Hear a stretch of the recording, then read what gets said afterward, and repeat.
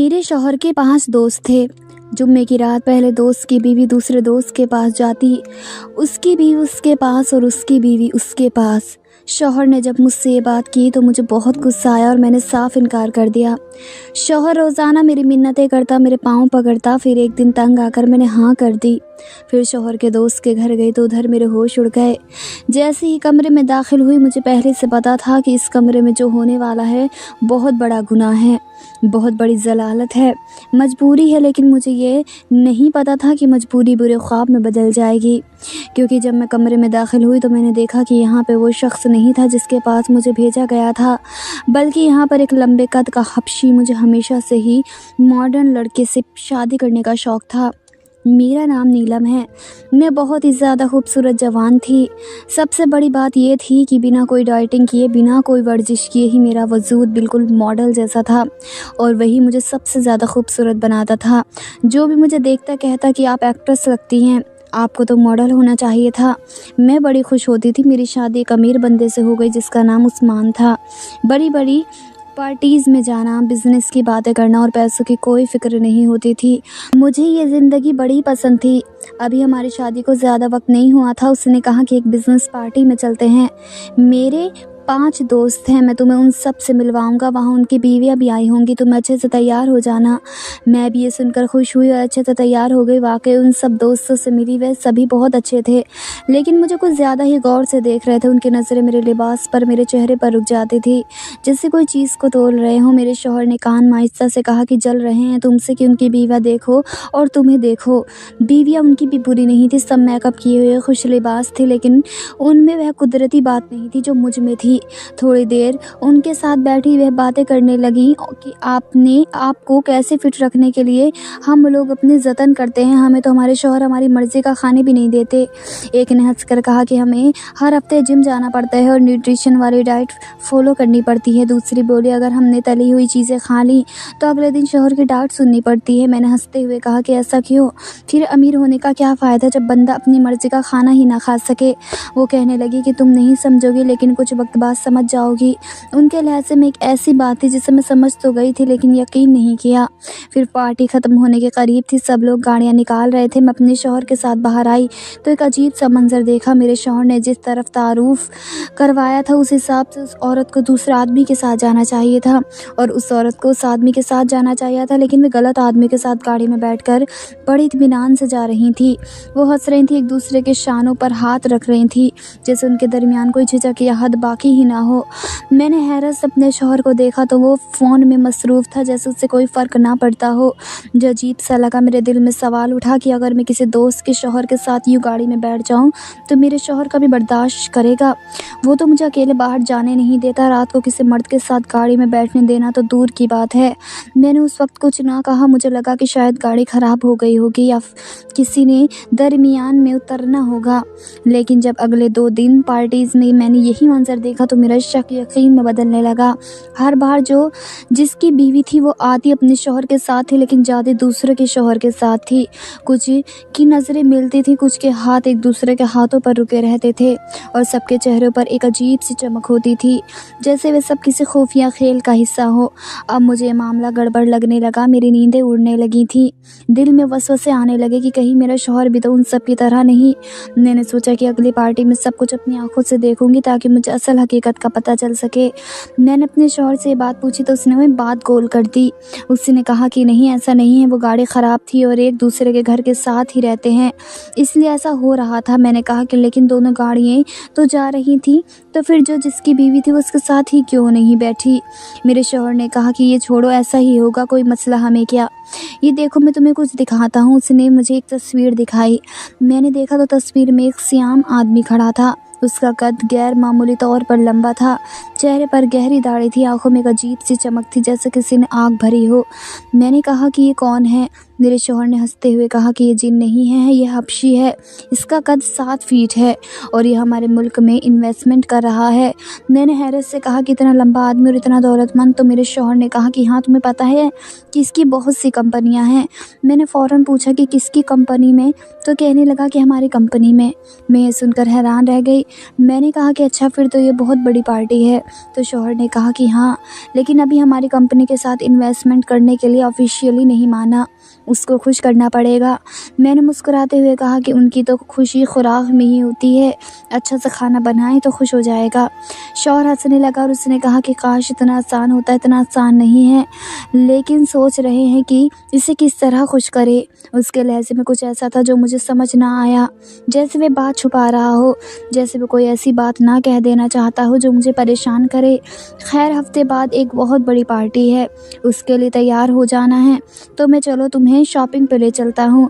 मैंने कहा शॉपिंग की क्या ज़रूरत है, इतने सारे कपड़े पड़े हैं, चीज़ें पड़ी हैं, आप हमेशा ही अच्छे कपड़े लेके देते हैं। उसने कहा कि पार्टी बहुत बड़ी है और उन्होंने कोई थीम भी रखी हुई है, इसलिए उस हिसाब से अच्छे कपड़े लेने होंगे। क्यों, तुम्हें शॉपिंग करना अच्छा नहीं लगता? मैंने हंसते हुए कहा कि किसको शॉपिंग करना अच्छा नहीं लगता। हम दोनों बाज़ार चले गए। बहुत बड़ा मॉल था, जगह जगह चमकती हुई दुकानें थी, खुशबुएं फैली हुई थी। मैं शीशे में अपनी अक्स को देखती रही। उस्मान बार बार कहता कि ये देखो नीलम, ये गाउन तुम पे अच्छा लगेगा। मैं हर एक को उठा के देखती और कहती कि ज़्यादा खुला है, ये ज़्यादा बारीक है, ये मुनासिब नहीं लगेगा। लेकिन मेरे शौहर ने जो मेरे लिए गाउन सेलेक्ट किया वो कुछ ज़्यादा काबिल एतराज़ था। कपड़ा बारीक था, रंग बहुत चमकीला था और बाजुओं के साथ पीठ का हिस्सा तकरीबन खुला था। मैंने कहा कि आपको अजीब नहीं लग रहा? तो कहने लगा कि यार, गाउन पार्टी है ना, तो गाउन ऐसे ही होते हैं, अब गाउन के ऊपर दुपट्टे तो नहीं लगे होते। और जब मैं तुम्हारा शौहर हूँ और तुम्हें कह रहा हूँ कि तुम ये पहन लो तो फिर क्या मसला है? मैंने उसके चेहरे को देखा, वह बिल्कुल संजीदा था, जैसे इस बात कोई बहस बर्दाश्त न करेगा। मैंने आहिस्ता से कहा ठीक है, और वह सामान लेकर एक तरफ रख दिया। अभी पार्टी में 7 दिन थे। शौहर ने कहा कि एक दफ़ा पार्लर भी चली जाना और अपने सारे काम करवा लेना, जिससे तुम ज़्यादा खूबसूरत लगो। मैं समझ गई थी कि ये पार्टी बहुत ही ज़्यादा ख़ास है, लेकिन दिल के किसी कोने में एक अजीब सा खौफ बैठ गया था, जैसे इस पार्टी में सिर्फ मेहमान नहीं बल्कि कोई और मकसद भी छुपा हुआ हो। मुझे मेरे शौहर के एक दोस्त की बीवी का मैसेज आया, कहने लगी कि अगर इस वक्त पास कोई नहीं है तो मैं कॉल करती हूँ। मैंने कहा कि हाँ, कोई नहीं है, मैं घर में अकेली हूँ। उसने फ़ौरन कॉल की, लेकिन उसकी आवाज़ कुछ अजीब थी, जैसे वह बहुत घबराई हो या जल्दी में हो। उसने लहजे में बेचैनी थी, जैसे किसी खौफ ने उसे अंदर से हिला दिया हो। कहने लगी कि ये जो 15 तारीख वाली पार्टी हो रही है ना, इसके बारे में बताया? तो मैंने कहा कि हाँ, उस्मान ने बताया है, शॉपिंग भी करवाई है, बड़े अजीब से कपड़े ले दिए हैं। मैं आप लोगों से पूछने वाली थी कि आप लोग क्या पहन के आ रही हो। वो एकदम से चुप हो गई, जैसे सोच रही हो कि क्या बोले। फिर आहिस्ता से बोली कि कुछ भी करो लेकिन उस पार्टी में नहीं आना। मैं चौंक गई। मैंने कहा कि क्या मतलब, क्यों नहीं आऊँ, आप भी नहीं जा रही हो? वो कहने लगी कि नहीं, मैं तो जा रही हूँ, लेकिन तुम नहीं आना, बस तुम बताना कि तुम आ रही हो या नहीं। मैंने कहा कि कैसे ना आऊँ, उस्मान ने तो बाकायदा तैयारी करवाई है, बार बार कह रहा है कि बड़ा ज़रूरी दिन है और मुझे खुद भी तजस्सुस है कि ये सब क्या है। उसने जल्दी से कहा कि मैं पूरी बात नहीं बता सकती, दीवारों के भी कान होते हैं, बस जो कह रही हूँ वह करना है, उस पार्टी में नहीं आना। उसके बाद फ़ोन बंद कर दिया। मैं हैरान रह गई। मैंने कई बार उसको दोबारा मैसेज किए, कॉल की, मगर उसने कोई जवाब नहीं दिया। मुझे लगा कि ऐसे ही कह रही है, शायद कोई छोटी मोटी बात हो, या फिर शायद इसलिए कह रही हो कि मैं ज़्यादा खूबसूरत हूँ, क्योंकि कुछ औरतें हसद की वजह से ऐसी बातें कर देती हैं। मेरे दिल में ख़्याल आया कि हो सकता है वो नहीं चाहती कि मैं पार्टी में जाऊं ताकि सारी तवज्जो उस पर रहे। मैंने जब ये बात उस्मान को बताई, उसने हंसते हुए कहा कि जलती है तुमसे, उसकी बातें नहीं सुनना, पार्टी में जाने से क्या होगा, तुम्हें जो मज़ा आएगा, बड़ी बड़ी शख्सियत आएंगे, खाना भी ज़बरदस्त होगा और सब तुम्हें देख के हैरान रह जाएंगे। मैंने सोचा कि शायद मैं ही ज़्यादा सोच रही हूँ, लेकिन पार्टी में जाने से एक दिन पहले का दिन मेरी ज़िंदगी का सबसे बुरा दिन बन गया। उस्मान का चेहरा उतरा हुआ था, वह कमरे में चक्कर लगा रहा था। मैंने पूछा कि क्या हुआ, तुम इतने परेशान क्यों हो? उसने हाथ के इशारे से कहा कि कुछ नहीं, फिर अचानक बैठ गया और बोला कि नीलम, एक बहुत बड़ी मुसीबत में फंस गया हूँ। मेरा एक दोस्त है, तुम जानती हो ना, वो पिछली पार्टी में था। उन 5 दोस्तों में से मैंने कहा हाँ जानती हूँ। वो कहने लगा कि उससे कर्ज़ा ले बैठा हूँ और अब वो कहता है कि कर्ज़ा वापस करो नहीं तो घर मुझे दो। मैंने हैरत से पूछा कि आपने कर्ज़ा क्यों लिया था? तो वो बोला कि ज़रूरत थी यार, कारोबार में कुछ मसला हो गया था। और वो कहता है कि मेरी बात मानो नहीं तो घर जाएगा। मैंने कहा कैसी बात मानने को कह रहा है? तो वो खामोश हो गया।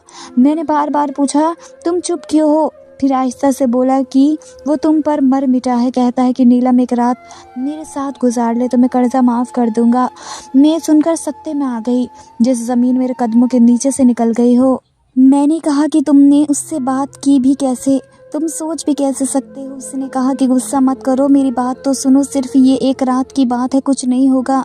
सब बीवियाँ करती हैं। मैंने हैरत से कहा क्या मतलब सब बीवियाँ करती हैं? उसने लंबा सांस लिया और कहा कि तुम पूछ रही थी ना कि उसकी बीवी उसके साथ और उसकी बीवी उसके साथ क्यों जाती है, तो सुनो, वो सब एक दूसरे की बीवियों के साथ रात गुजारते हैं। ऐसा कहते हैं कपल स्वीपिंग। यह हमारा एक पुराना कल्चर है। अमीरों के अंदर एक तरीका है तफरीका, और वो भी तुम्हें पसंद कर बैठा है। सिर्फ एक रात की बात है, पूरा घर बच जाएगा। 2.5 करोड़ का घर है नीलम, मैं तुम्हारे कदमों में गिरने को तैयार हूँ, बस ये कुर्बानी दे दो। मैंने गुस्से से कहा कि घर बच जाएगा, मेरी इज्जत का क्या होगा? क्या तुम्हें ज़रा भी शर्म नहीं आई कि तुम अपनी बीवी को किसी और के बिस्तर पर भेजने की बात कर रहे हो? उसने कहा कि तुम बिना वजह जज्बाती हो रही हो, ये नॉर्मल बात है, सब अमीर घराने में यही होता है। मैंने तड़प कर कहा कि फिर इसका मतलब ये है कि उनकी बीवियाँ तुम्हारे साथ भी रात गुजार चुकी हैं? उसने नज़रें झुकाई, फिर आहिस्ता से कहा कि हाँ। मैं हैरान रह गई, मेरा जिस्म कांपने लगा, मेरी आंखों में आंसू निकल आए। मैंने कहा कि मैं कहाँ फंस गई हूँ? ये कैसी ज़िंदगी है जिसे मैं ख्वाब समझती थी, वह तो असल में दोज़ख निकली। उन लोगों के कपड़े साफ़ हैं लेकिन उनके दिल काले हैं, उनकी महफिलें रोशन हैं लेकिन उनके अंदर अंधेरा है। मैंने साफ इनकार कर दिया। मैंने कहा कि चाहे घर चला जाए, मैं अपनी इज्जत नहीं बेचूंगी। वह बार बार समझाता रहा मगर मैं पत्थर की दीवार बन गई। मैंने दिल ही दिल में फैसला कर लिया कि अब मैं किसी भी कीमत पर उस पार्टी में नहीं जाऊंगी। जैसे जैसे पार्टी का दिन करीब आ रहा था, मेरा शौहर परेशान होता जा रहा था। वो देर रात तक जाता रहता था, बार बार फ़ोन करता, किसी से बात करता, और जब मैं पूछती कि किससे बात कर रहे हो तो कहता कि बिजनेस का मसला है। उसके चेहरे पर फिक्र की लकीरें गहरी होती जा रही थी। वो खाना भी ठीक से नहीं खा रहा था, मगर मैं सोचती थी कि उसके खाने की वजह से क्या मैं अपनी इज्जत कुर्बान कर दूं? आखिर वो उसने खाना तो खा ही लेना था, लेकिन अगर घर चला जाता तो फिर क्या होता? ये ख्याल मेरे दिल में हथौड़े की तरह बजता रहा, मगर मैं खुद को संभालने की कोशिश करती रही। मेरे शौहर ने एक दिन गुस्से में कहा कि अगर मेरे हाथ से घर निकल गया तुम्हारी एक जिद की वजह से, तो ना तो तुम्हें कभी इज्जत दूंगा, ना ही पहले जैसी मोहब्बत करूंगा, बल्कि मैं तुम्हें तलाक दे दूंगा। मैं सत्ते में आ गई। मैंने उसकी आंखों में देखा, वहाँ ना मोहब्बत थी ना एहसास, सिर्फ खुदगर्जी थी। मैंने आहिस्ता से कहा कि आप ऐसा कैसे कह सकते हैं? मैंने तो आपसे कभी कुछ नहीं मांगा, मैंने सिर्फ अपना वक़ार मांगा है। लेकिन वह बोला कि जब मेरी बीवी मेरे मुश्किल में मेरा साथ नहीं दे सकती तो फिर मैं क्या करूं? मैंने कहा कि आपको पता है आप क्या कह रहे हैं? आप एक गुनाह की बात कर रहे हैं, और मैं एक ऐसी बात नहीं मान सकती जिससे मेरा ईमान, मेरी रूह और मेरी खुददारी सब कुछ मिट्टी में मिल जाए। वो आहिस्ता से बोला कि मेरा दोस्त बहुत अच्छा आदमी, वो बस आधे घंटे की बात है, तुम्हें कुछ नहीं होगा, सब कुछ ठीक हो जाएगा, घर भी बच जाएगा। मैंने रोते हुए कहा कि आपको शर्म नहीं आती? आप मुझसे कैसी बात कर रहे हैं? तो उसने कहा कि तुम मेरी बीवी हो, मेरी ज़िंदगी हो, तुम ही तो मेरा सब कुछ हो। अगर तुम ही साथ ना दोगी तो कौन देगा? मैंने कहा कि आपके लिए मैंने सब कुछ छोड़ा, अपने माँ बाप को छोड़ा, अपनी इज्जत को अपने नाम किया, और आज आप मुझसे कह रहे हैं कि किसी और के पास जाऊं? वो बोला कि नीलम बस एक बार मेरी बात मान लो, वरना मैं तुम्हें तलाक दे दूंगा और तुम्हें खाली हाथ घर से निकाल दूंगा। मैं खामोश हो गई, मेरे पास कोई रास्ता नहीं बचा था। मैंने सोचा कि अगर घर चला गया तो मैं कहाँ जाऊंगी? मेरा तो वैसे भी कोई नहीं था और मैं अपने शौहर से मोहब्बत करती थी। मैं ये सब सुनकर अंदर से टूट चुकी थी, मगर मेरे पास कोई और रास्ता नहीं था। उसने कहा कि ताने नहीं दूंगा, क्योंकि अपनी मर्ज़ी से भेज रहा हूँ, तुम्हारे लिए सब आसान हो जाएगा। मैंने आंखें बंद कर ली और दिल ही दिल में रो पड़ी। पार्टी का दिन आया तो उस दिन जैसे सारा शहर जगमगा रहा था। उस्मान ने मुझे खूब तैयार करवाया। 25,000 का तो सिर्फ मेरा मेकअप करवाया गया था।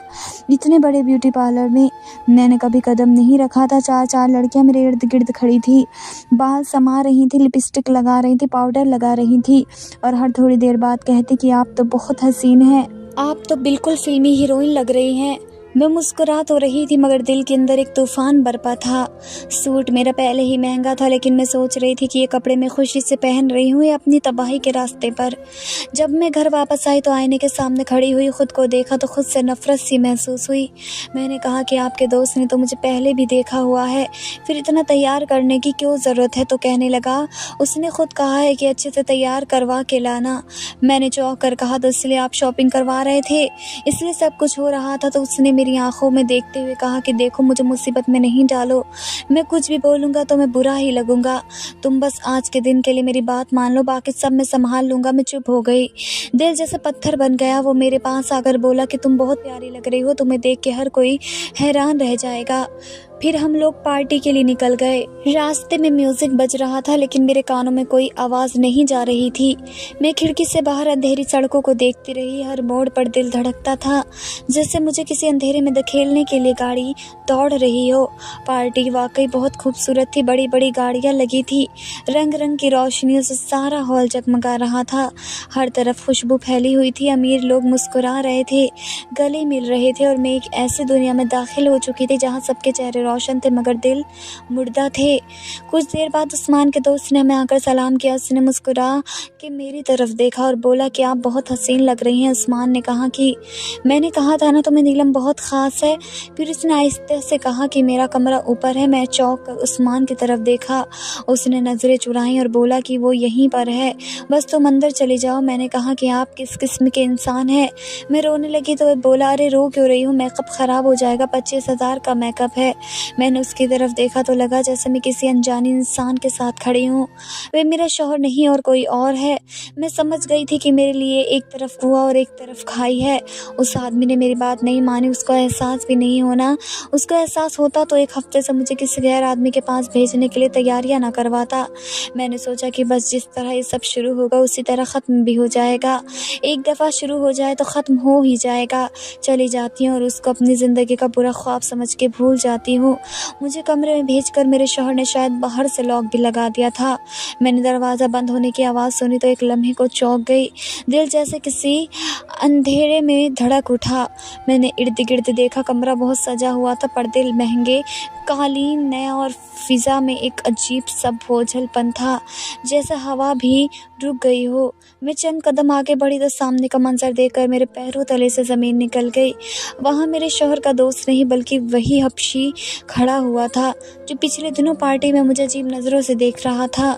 उसके चेहरे पर एक ऐसी शैतानी मुस्कुराहट थी जिसने मेरी रूह तक हिला दी। उसकी आंखों में भूखी नज़र थी, जैसे वो मेरे अंदर तक झांक रहा हो। मैं पीछे हटी, दरवाजे की तरफ दौड़ी। दरवाज़ा ज़ोर से खटखटाया। ज़ोर ज़ोर से चीखी कि मुझे बाहर जाना है, दरवाज़ा खोलो।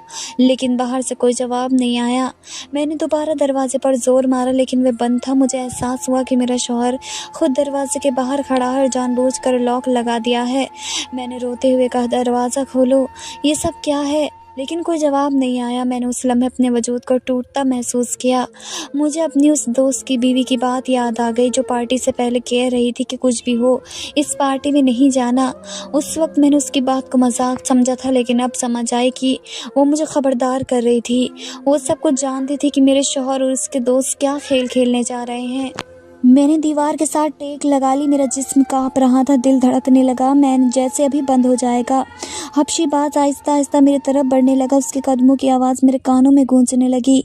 मैं पीछे हटती गई और फिर सब कुछ धुंधला गया। मैंने चीखने की कोशिश की मगर आवाज़ गले में अटक गई। मेरी आंखों के सामने अंधेरा छा गया।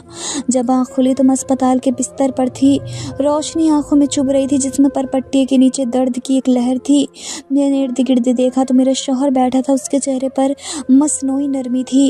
वो मुस्कुरा कर बोला, सब ठीक हो गया है। उसने तुम्हें 25 लाख इनाम दिए हैं और हमारी कंपनी में 50 करोड़ की इन्वेस्टमेंट करने के लिए मान गया है। अब सब कुछ बेहतर हो जाएगा। मैंने आंखें बंद कर ली। मैंने कुछ नहीं कहा क्योंकि मैं जान चुकी थी कि अब कुछ भी ठीक नहीं हो सकता। डॉक्टर कह रहा था कि 1 हफ्ते में ठीक हो जाऊंगी, लेकिन मुझे मालूम था कि मैं कभी ठीक नहीं हो सकूंगी। जिस्म पर लगे ज़ख्म शायद भर जाएंगे, मगर जो ज़ख्म रूह पर लगे थे वे कभी नहीं भरेंगे। मैं अस्पताल के बेड पर लेटी रही। शौहर मेरा बहुत ख्याल कर रहा था।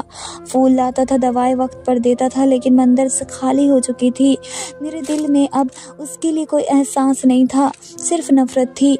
और एक फ़ैसला, जब मैं ठीक हुई तो मैंने तलाक लेने का नहीं बल्कि ख़ुद को उससे अलग करने का फ़ैसला किया। जब उसको मालूम हुआ तो वह रो पड़ा, वो मेरे कदमों में बैठ गया, कहने लगा मुझे छोड़कर मत जाओ, मैंने गलती की, मैं पागल हो गया था। मैंने उसे देखा और कहा कि तुमने सिर्फ मेरा जिस्म नहीं बेचा, मेरी रूह भी मार दी है। अब कुछ बाकी नहीं रहा, मैं वहाँ से चले गए। मेरे पास कुछ पैसे थे, मैंने एक होटल में कमरा ले लिया और वहीं रहने लगी। वो बार बार फ़ोन करता था, रोता था कि वापस आ जाओ, लेकिन मैंने सोच लिया था कि मैं उसको छोड़ दूँगी और अपनी बाकी ज़िंदगी उसके साय से भी दूर गुजारूँगी। मेरे साथ कितना बुरा हुआ था, इतना बुरा कि शायद मुझे उसके बाद यह सोचना भी नहीं चाहिए था कि मुझे अपने शौहर के साथ रहना है।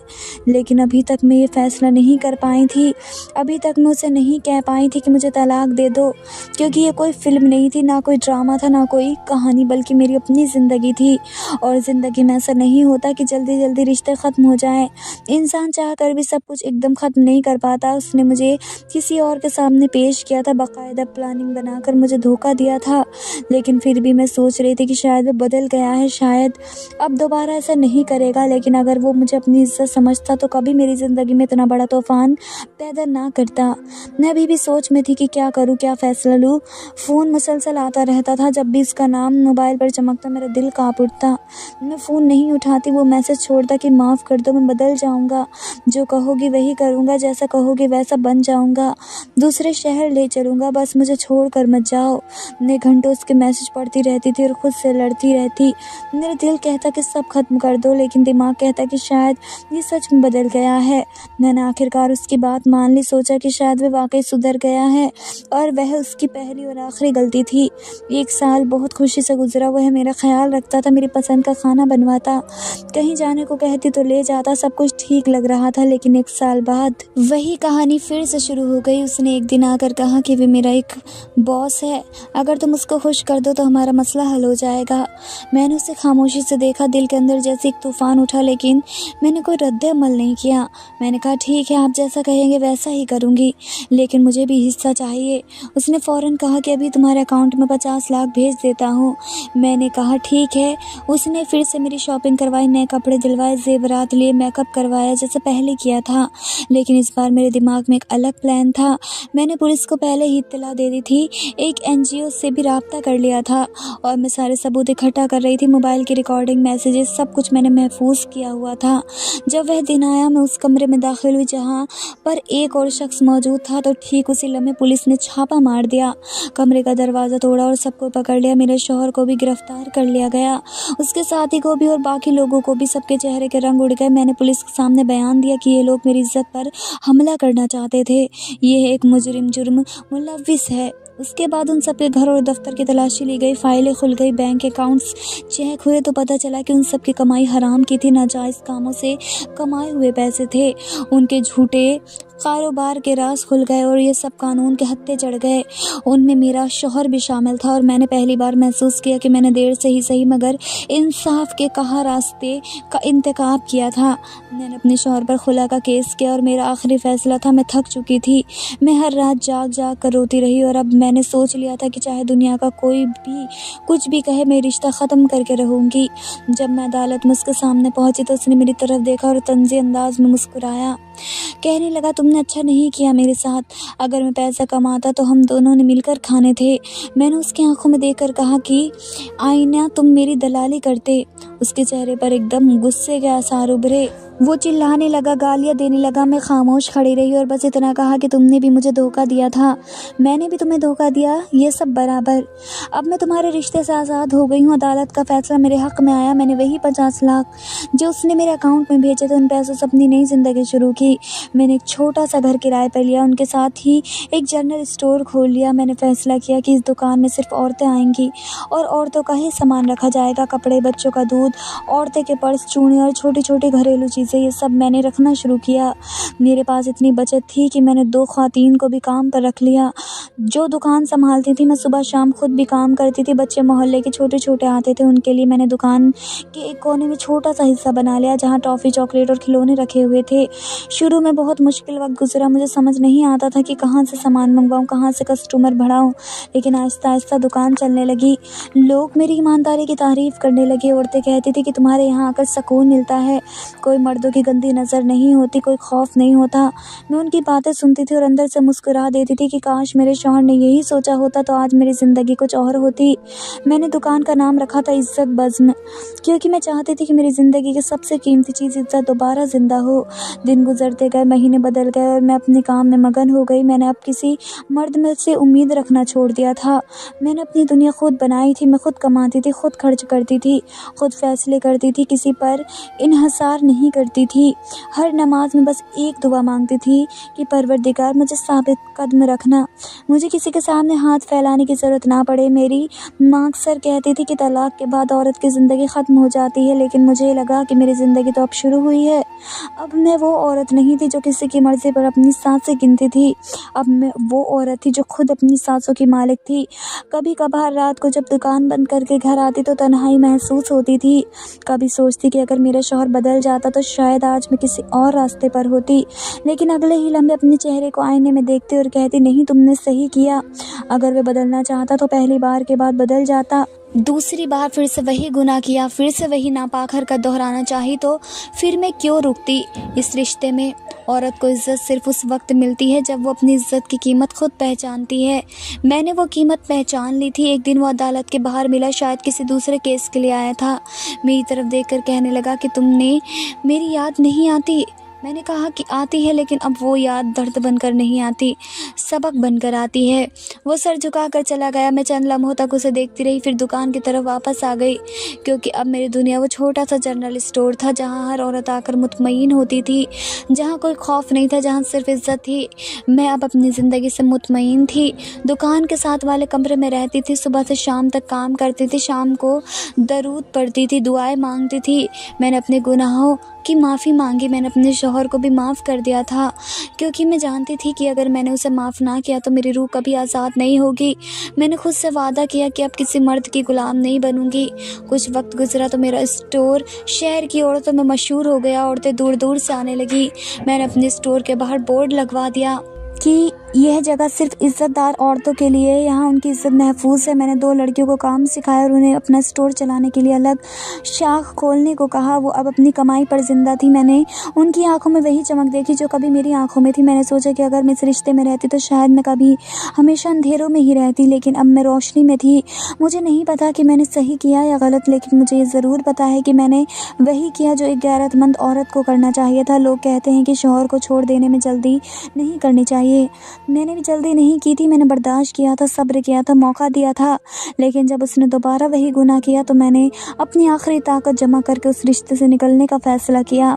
और अब जब मैं आईने में ख़ुद को देखती हूँ तो मुझे शर्मिंदगी नहीं बल्कि फ़ख्र होता है कि मैंने अपनी इज़्ज़त की हिफाजत की। अब मैं सिर्फ अपने लिए जीती हूँ, अपनी सांस के लिए जीती हूँ, अपने इरादों के लिए जीती हूँ। और अगर कोई मुझसे पूछे कि मैंने सही किया या गलत तो मैं बस इतना कहूँगी कि मैंने अपने दिल की सुनी और दिल ने कहा कि इज़्ज़त सबसे पहले है, बाकी सब बाद में। धन्यवाद दोस्तों।